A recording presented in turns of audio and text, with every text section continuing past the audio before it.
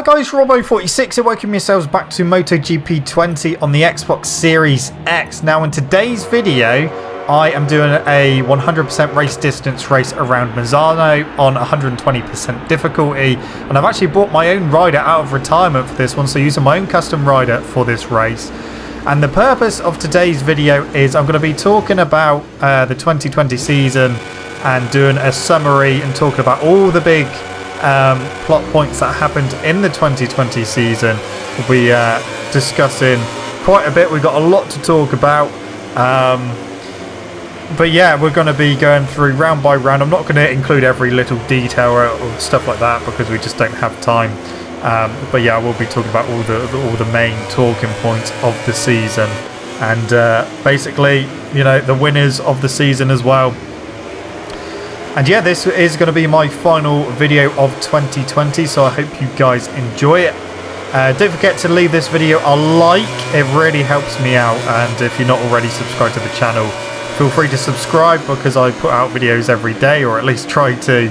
And they're all racing videos. Most of all, they're mainly two-wheeled motorbike racing videos. So, let's get on with our season roundup of MotoGP 2020 season. So we start off, well, they didn't start off to be fair, because the first race was meant to be at Qatar, and unfortunately for MotoGP, the MotoGP category was cancelled. We didn't actually know if we were going to get a season to begin with at all, because obviously the whole pandemic kicked off, travel restrictions and stuff like that, and obviously the whole quarantine situation. Luckily for Moto2 and Moto3, they were already at Qatar testing, so when all of the new rules got put into place, they were already there, so they didn't have to travel and they got to do their races. However, MotoGP weren't there, so they didn't actually get to travel to Qatar to kick off under the floodlights like they usually do. MotoGP actually started at Jerez, so because of the whole situation with travelling and that, we had two races at Jerez to kick off the season, and oh boy did the season kick off in dramatic fashion at Jerez. So Fabio Quartararo, who was Rookie of the Year in 2019 and was you know, taking the fight to Marc Marquez in some races in 2019, he definitely wanted to get his first win under his belt, and he very much done that at Qatar. He pretty much dominated the first race, led from the beginning, and yeah, wasn't really interfered with at all. Marc Marquez done his best to try and catch the young Frenchman, but Marquez, he had two major moments at Jerez. First one he managed to save by going off track and through the gravel, lost a load of positions, and then he started to fight his way back through the pack in the aggressive Marc Marquez style that we're used to. However, unfortunately, as the race progressed, he got behind Maverick Vinales, and then the exact same corner, which was turn 4 or turn 3, it might have been turn 3 or 4, one of them anyway. He had the exact same moment as what he had with the you know, a few laps earlier at the beginning of the race. Only this time he couldn't save it. He had a massive high side, down he went, he got hit by his bike, and unfortunately for Marc, he ended up breaking his arm, and breaking it in quite a bad way. So that was Marquez's stint done in the first race, and yeah, we'll talk about that after we finish talking about Jerez.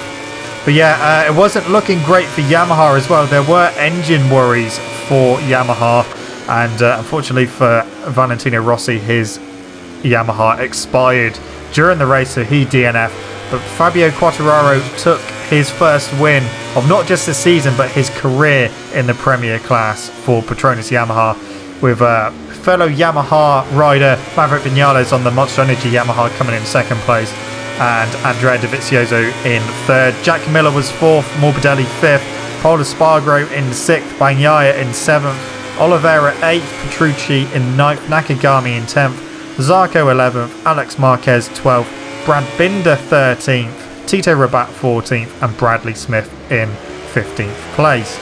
So Marquez DNF'd, Iker Lecuona DNF'd, Rossi DNF'd, Alicia Spargaro DNF'd, Joan Mir DNF'd, Cal Crutchlow DNF'd, and Alex Rins also DNF'd. So we're going to go on to the second Jerez race now, and Marc Marquez, he obviously had a broken arm. He tried to come back. He sat out a few of the sessions and rode in FP3 to try and see what he could do, and then he was going to try and do some qualifying.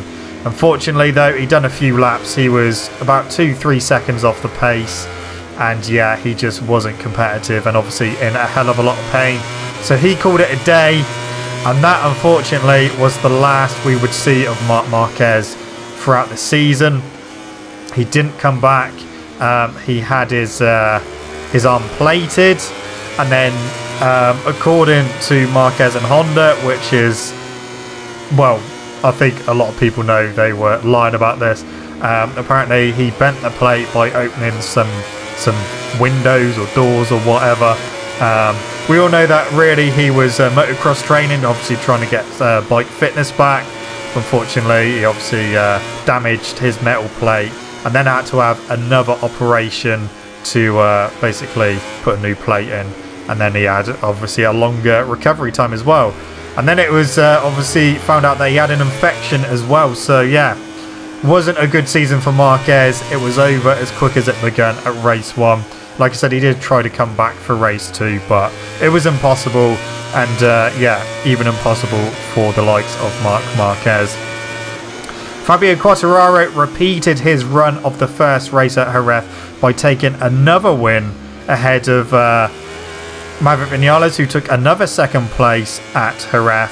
Valentino Rossi managed to finish this race and made it a Yamaha lockout on the podium with Yamaha 1, 2, 3.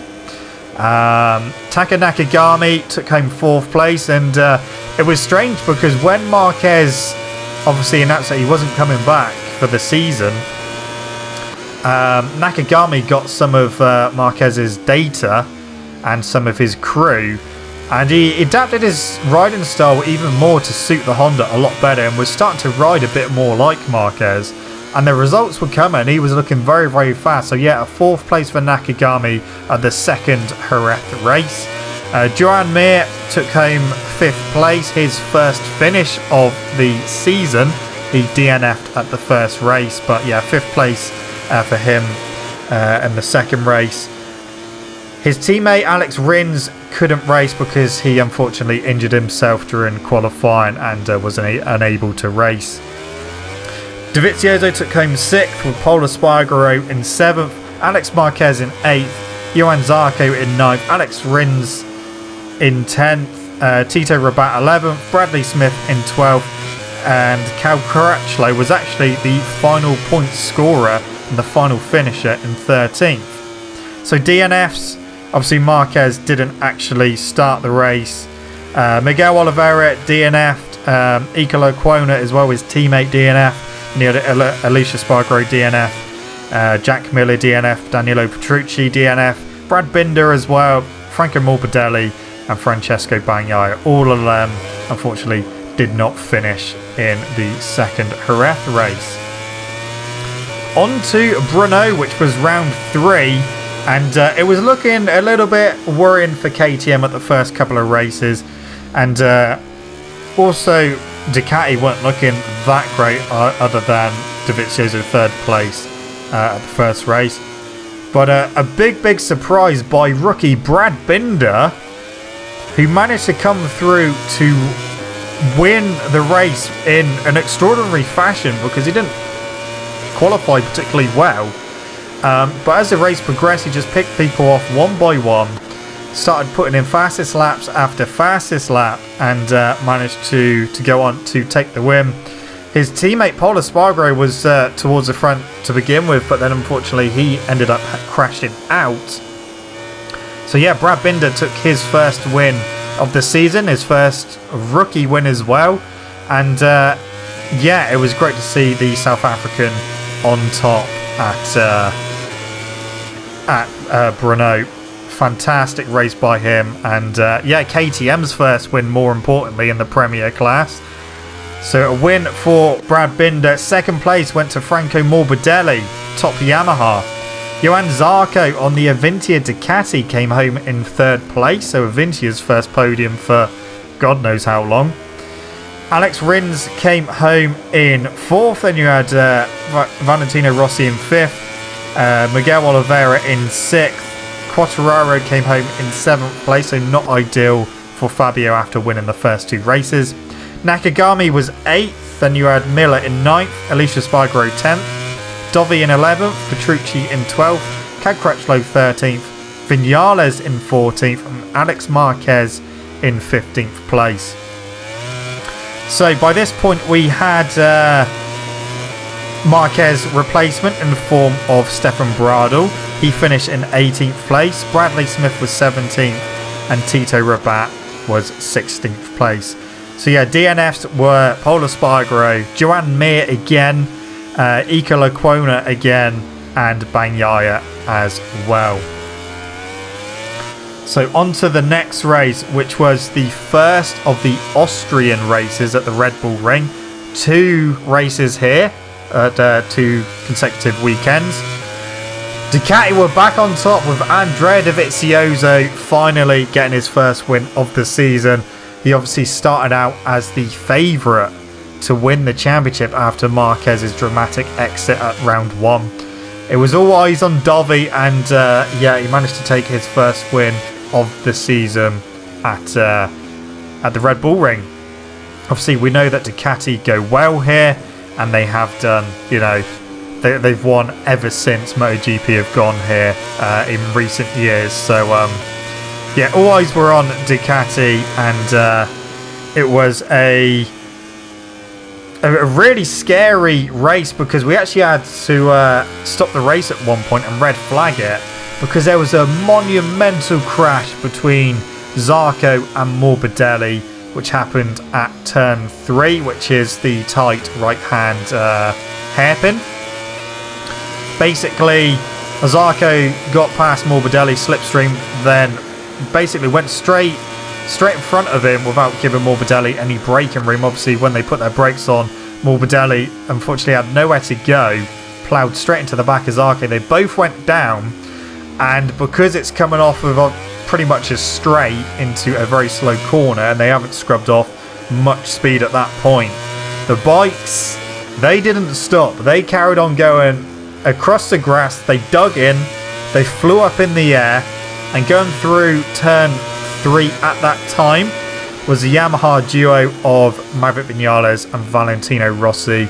And if you've seen the footage of this crash, then you know how lucky we were on that day not to lose 2 riders. One of the bikes literally skimmed the top of Maverick Vinales' head, and the other one went in between Vinales and Rossi, and let me tell you, those guys were close together on track. So how the hell the bike managed to fly between them without collecting either of them was just, we were so lucky on that day to not have, something even worse. Luckily, Morbidelli and Zarco were fine, not too injured, and we were very, very lucky to get away with that. And, it could have been a hell of a lot worse if we're talking literally inches away from disaster. So at that point, we had Joan Mir, who was leading by quite a margin and looking on course for his first win. But unfortunately, it was red flagged, and he didn't have another spare set of new tyres. So he had to continue on the tyres he'd already used in that race. And then when the race restarted, it was Andrea Dovizioso who managed to take that win overall in that race. Mir managed to salvage a second place, and Jack Miller came home in third to finish the podium. Then we have Brad Binder, he was in 4th. Valentino Rossi took 5th.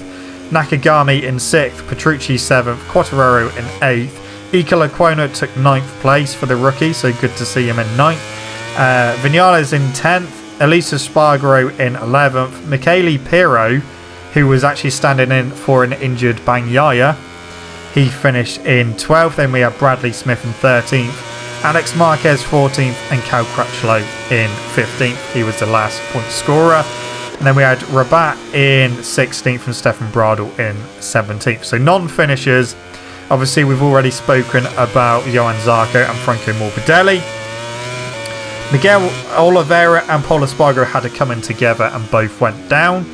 And Alex Rins also DNF'd as well. So yeah, a very, very dramatic and scary race at the Red Bull Ring. Yeah, I know that in Moto2 they had a pretty horrendous crash as well. So yeah, we were definitely very, very lucky on that weekend. Now, the second Austrian Grand Prix, they had altered the barriers slightly up towards turn 3 to try and catch bikes if they did obviously go that direction. But yeah, what a race we had here for the second race. You know, we kind of thought that maybe Dovizioso was going to do the double, but no, it wasn't even a Ducati who won the race. It came down to a KTM home win. KTM's not only their second win of the season, or second win ever in MotoGP, but their first ever home win in the Premier class as well. So fantastic to see. But again, we had another red flag because Maverick Vinales suffered brake failure at the end of the start-finish straight and had to jump off his bike at just under 200 miles an hour. His bike went straight on into an air fence, which then deflated and the bike caught fire, so they had to red flag that race, obviously on safety grounds. So yeah, Maverick Vinales didn't get to restart. He was actually the only non-finisher of that race. But yeah, we had a three-way battle between Oliveira, Miller and Pol Espargaro. And yeah, it was kind of Pol Espargaro's to lose on the last lap. He had a little bit of a gap over Jack Miller, about 0.3 of a second. But unfortunately, when they went past the pits on the penultimate lap, and yeah, Espargaro had about 0.3 of a second lead at that point. His team told him he had zero, no gap whatsoever. So Pol Espargaro obviously went a little bit defensive at the start of the lap, and that ultimately cost him the race. He was riding defensive, taking tighter lines and obviously compromising his exit. But yeah, going into the final corner, Miller went up the inside of Pol. They both went wide, and Miguel Oliveira, he picked up the pieces and managed to come home to sneak a maiden victory for him and a first home win for KTM. Jack Miller took home second place, with Pol Espargaro taking home third. What has Pol Espargaro got to do to win a race? He's obviously desperate to win a race for KTM before he leaves them at the end of the season. Mir took home fourth position with Andrea Dovizioso in fifth, Alex Rins in sixth, Taka Nakagami seventh, Brad Binder eighth, Valentino Rossi in ninth, Ika Lecuona 10th, Petrucci in 11th place, Alicia Spargaro 12th, Quartararo 13th, Zarco 14th, and Morbidelli was 15th place, with Alex Marquez in 16th, Crutchlow 17th, Bradl 18th, Bradley Smith 19th, Michele Pirro in 20th, and Tito Rabat in 21st place. So at this point, we've come to realise that, you know, no one seemed to want to try and win the title because no one was being that consistent. And as I said at the time, you know, it was going to come down to the rider who not necessarily wins the most races, but I think it's going to come down to who is the most consistent and gets the most finishes. So that was the second Austrian Grand Prix. On to the next race now, which was going to be the first of the two Misano races. So, what was going to happen here? Obviously, Valentino Rossi had a special helmet, which was basically Viagra. And yeah, his home race, so he obviously wanted to get a good win. But you also had the likes of Morbidelli, Bagnaia as well, who wanted to get a home win. So, what was going to happen? Well, I'm going to tell you. Franco Morbidelli surprised us all by taking his first win in the MotoGP category, and it was a very dominant win, basically Lorenzo-esque, taken to the front and then just pulling away, and no one could touch him. Francesco Bagnaia, he managed to take home a second place after fighting with Rossi for quite a bit of the race, and Alex Rins as well. Bagnaia using the grunt of the Ducati to get past him. Obviously, Bagnaia was back now after missing a couple of races due to injury. Joan Mir managed to mug Valentino Rossi on the final lap by doing a block pass and nicking third place off of the Doctor. So Rossi came home in fourth. Alex Rins very frustrated in fifth place because he was third place for a lot of the race, stuck behind Rossi, couldn't find a way through, and then his teammate came through quite easily on Rins and then got Rossi, and then Bagnaia got through as well. Maverick Vinales came home in 6th place with Dovizioso in 7th, Jack Miller in 8th, Nakagami in 9th, Pol Espargaro in 10th, Oliveira in 11th, Brad Binder in 12th, Alicia Spargaro in 13th, Ika Lecuona in 14th, and Johan Zarco in 15th place, last point scorer. Petrucci was 16th, Alex Marquez in 17th, Stefan Bradl 18th, Bradley Smith in 19th was the last finisher. DNFs, we had Cal Crutchlow, Tito Rabat, and the then championship leader Fabio Quartararo. He ended up having a DNF. So on to the second Misano race, and Yamaha again at the top, but not as it was a week before.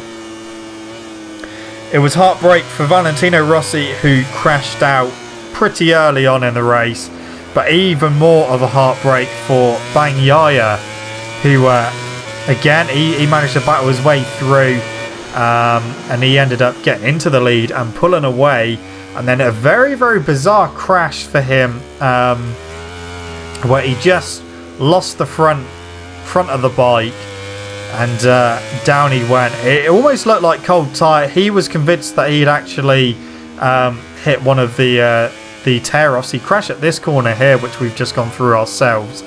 Very bizarre crash. Similar crash to what Cal Crutchlow had had previously. But yeah, very, very unfortunate for Bagnaia. He was looking like he was going to take his first win of the season, but it wasn't meant to be.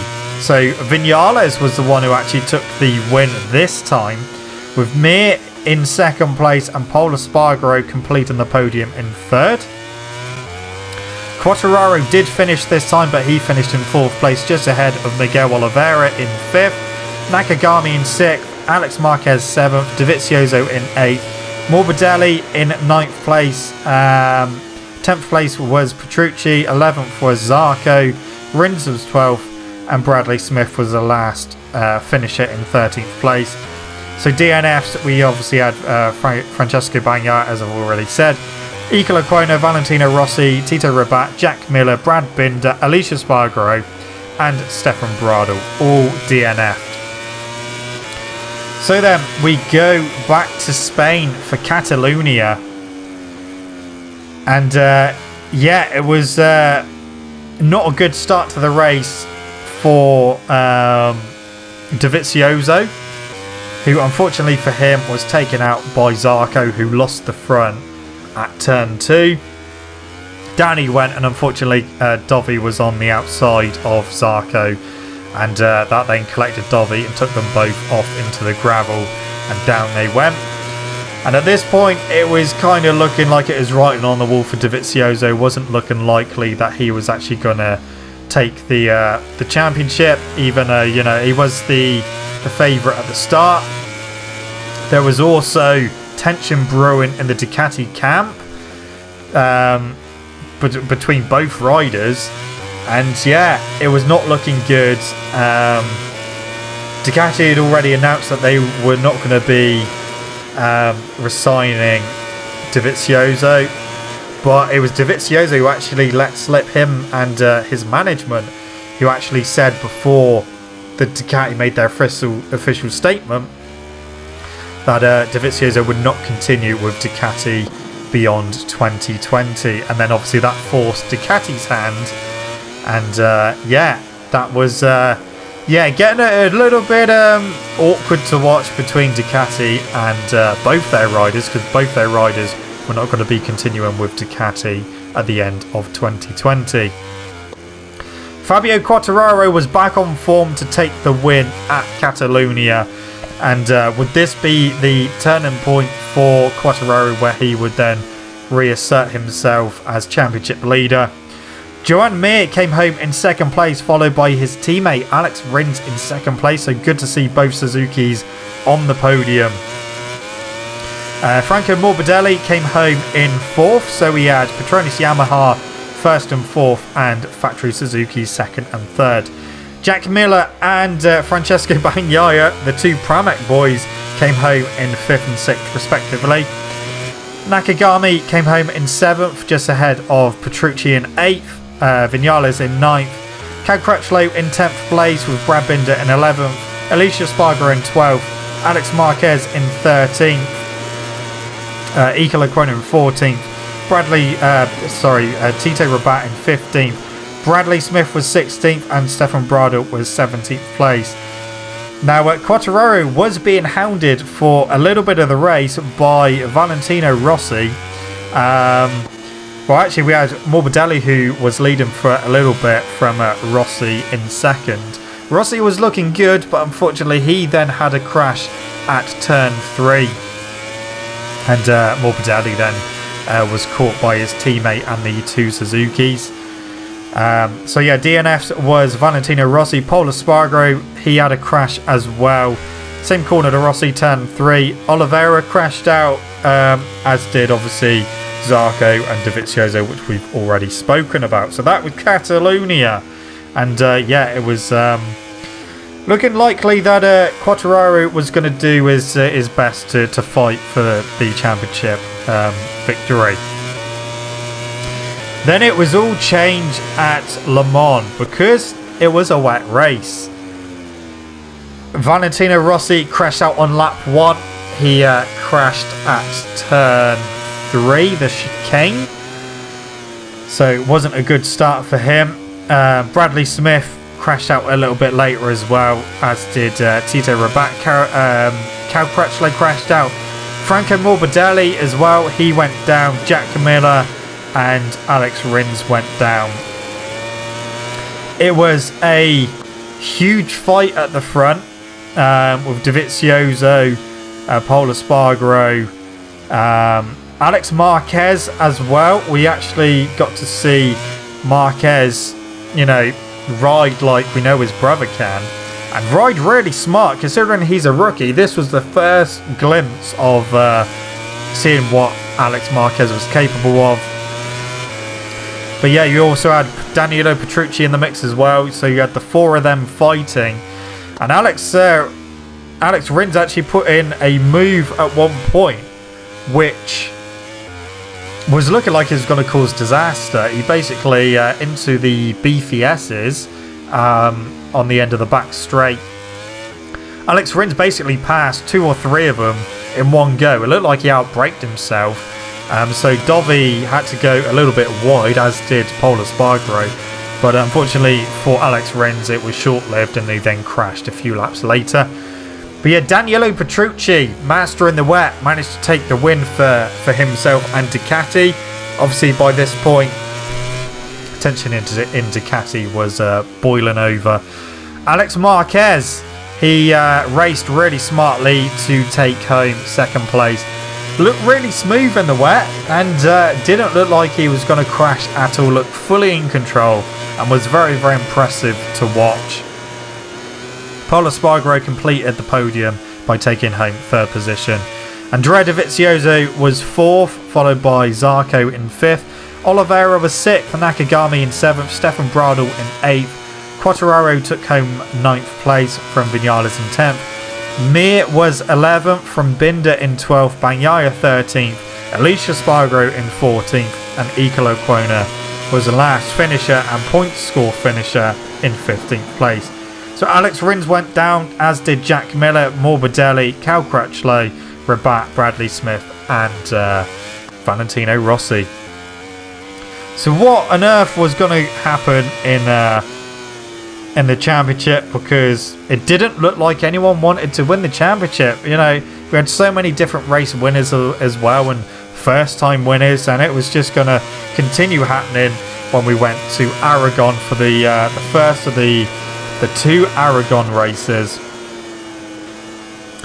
And again, off the confidence that Alex Marquez got from his second place at Le Mans, he managed to carry that over to Aragon, the first Aragon race, and again rode brilliantly.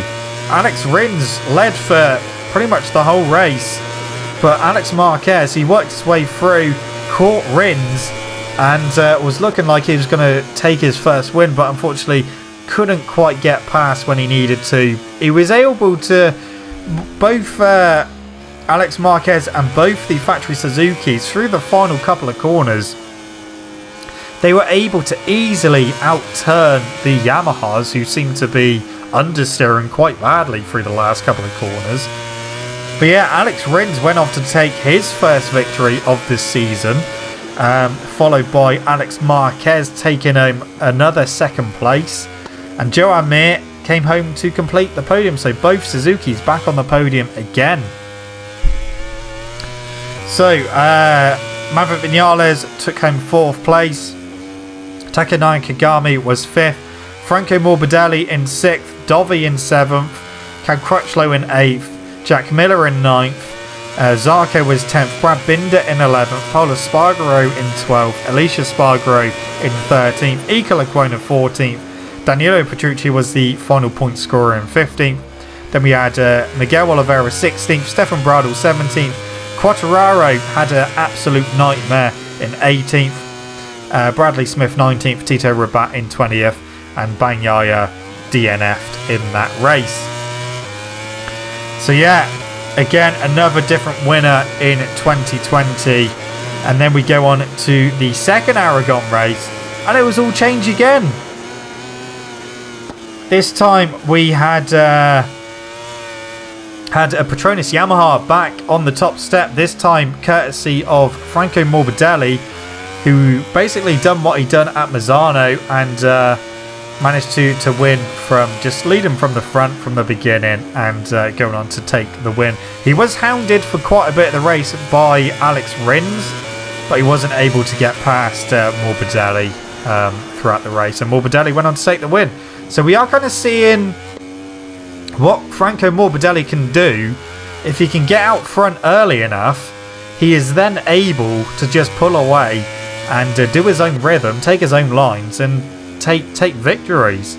So yeah, Morbidelli took the win from Alex Rins in 2nd place, and Joan Mir took 3rd place again, backing up another double Suzuki victory. Paolo Spargaro was 4th, Johan Zarco was 5th, Oliveira in 6th, Vinales 7th, Quartararo in 8th, Lecuona 9th, Petrucci in 10th, Cal Crutchlow was 11th, Stefan Bradl was 12th with Dovizioso in 13th, Rabat in 14th, Bradley Smith in 15th place, last point score for him. And then we had DNFs of Alicia Spargaro, Alex Marquez, Francesco Bagnaia, Nakagami, Jack Miller and Brad Binder. So yeah, that was the second Aragon race. Now you may have realised I have not mentioned a name for this race or the previous race, and that is Valentino Rossi, who unfortunately caught the virus and had to self-isolate and wasn't able to race for a few races. So over to the first of the Valencian Grand Prix, and we actually got to see Rossi come back. He came back for, I think it was FP3, so he'd been given the all clear and was able to come back to race. We actually got to see Gerrit Gerloff from World Superbikes do some sessions in FP1 and FP2, and was actually doing a pretty good job considering he's never ridden a MotoGP bike before. But it was Joan Mir taking his maiden victory in MotoGP. He managed to put that monkey to bed. And yeah, it was looking like Mir was definitely the most consistent. And it was almost looking like at one point he was going to win the championship without winning a single race. But the first Valencian race came and he did manage to overtake his teammate Alex Rins. And he managed to take the victory. So Joan Mir took his first win of the season and first win in MotoGP, with Alex Rins in second position, his teammate. So Suzuki 1-2, we haven't seen that for a very, very long time. Polo Espargaro completed the podium in third place, with Nakagami in fourth, Oliveira fifth, Jack Miller sixth, Brad Binder in seventh, Andrea Dovizioso in eighth, Zarco 9th, Petrucci 10th, Morbidelli in 11th, Stefan Bradl in 12th, Vinales in 13th, and Quartararo in 14th place, the last finisher. Lorenzo Savadori had replaced Bradley Smith for the final three races. He DNF'd.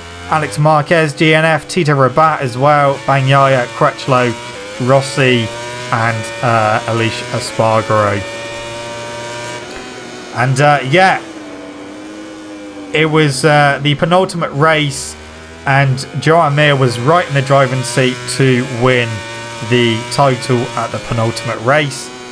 And he did just that, but it was Franco Morbidelli who took another victory for Petronas Yamaha from Jack Miller in second, Polo Espargaro in third. Alex Rins took home fourth place this time with Brad Binder in fifth, Oliveira in sixth. Joan Mir took home seventh place, which was enough to clinch him the title. Dovi was 8th, Aleix Espargaro 9th, Vinales in 10th, Bagnaia in 11th, Rossi 12th, Crutchlow 13th, Bradl was 14th, and Petrucci was 15th. Then we had Alex Marquez in 16th, Tito Rabat 17th, Lorenzo Savadori 18th, and then DNFs were Nakagami, Quartararo, and Zarco. Yeah, with Quartararo DNFing, that handed Joan Mir the championship. So Joan Mir was the 2020 MotoGP World Champion, and Suzuki were the team champions as well. So the first time that Suzuki have won the championship since 2000. And then the final race of the season was first time for MotoGP at Portimao, and it was home hero Miguel Oliveira just completely dominated the whole race, led from the start and just pulled out a massive gap. No one could get anywhere near him, and he managed to take his second win of the season.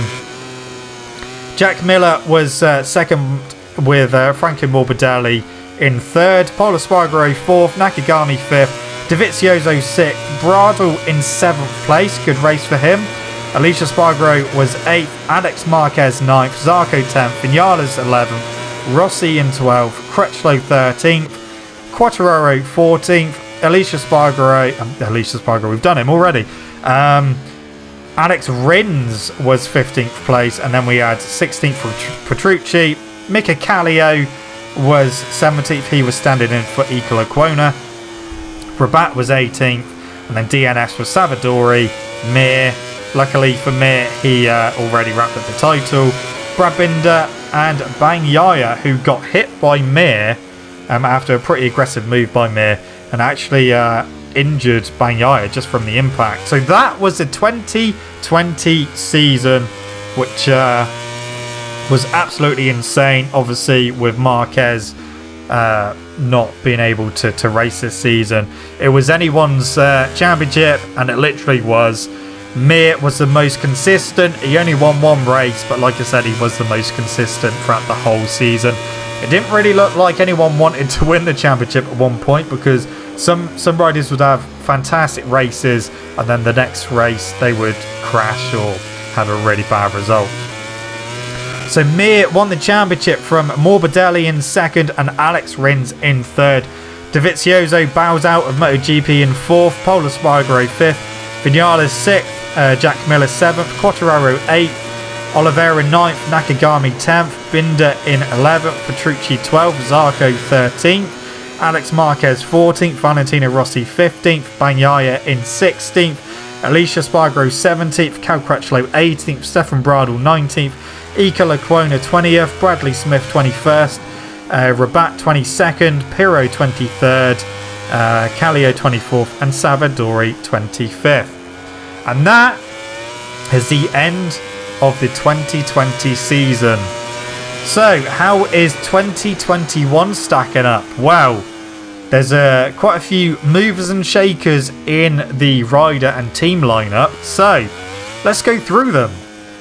Let's start off with Suzuki, because they obviously won the championship. No change at Suzuki. Both the world champion Mir stays with teammate Alex Rins.